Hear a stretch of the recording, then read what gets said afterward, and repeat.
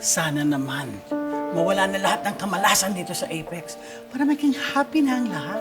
Oo nga na, No? Chan. Siguro naman, Chan.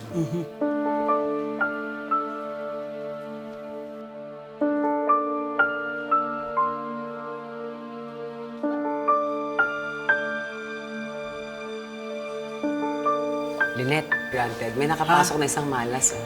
Hindi. Lynette. Nye.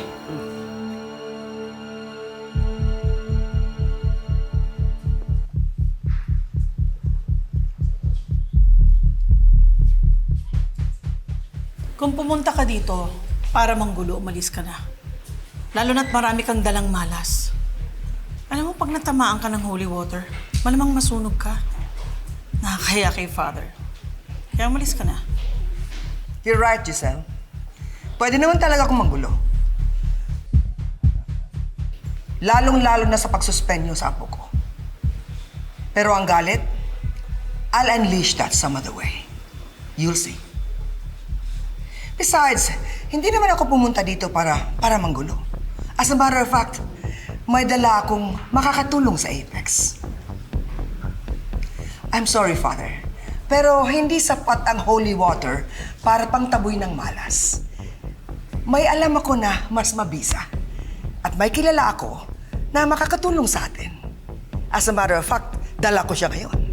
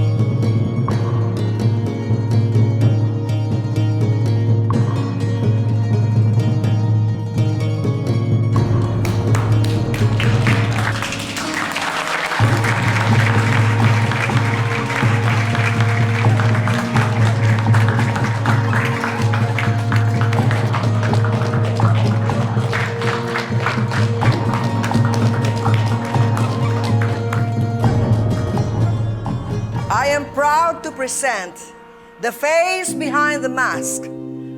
My daughter. My estranged daughter for a long time. Pero, nagkapatawaran na kami. Ladies and gentlemen, my only living daughter, Morgana Go.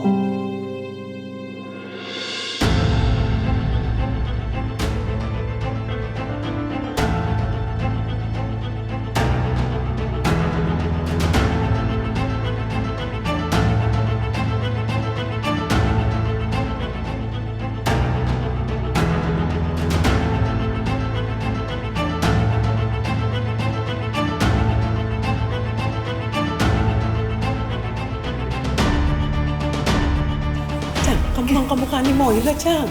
Kala, si Moiriatic acid nga yan. Siya! Hello? Kung magulat naman kayo, para kayo nakakita ng patay na biglang nabuhay. Totoo ba itong nakikita natin? Ang laki ng resemblance niya kay Moira. Hindi ako si Moira. Ako si Morgana Go. Ah, anak ko rin siya. She's the younger sister of Moira. Bakit? Ngayon lang ba kayo nakakita na magkapatid na magkamukha?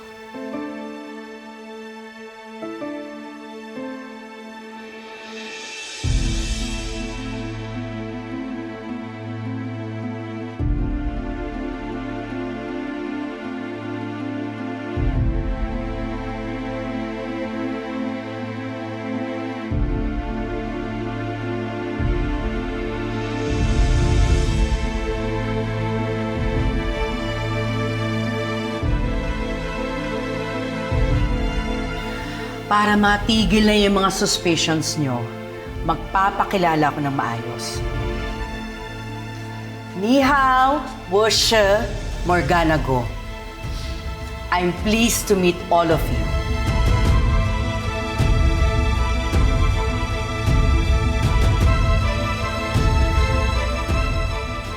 Hindi ba ikaw yung kilalang genius doctor ng Pilipinas? Sa news lang kita napapanood eh. I'm so pleased to meet you.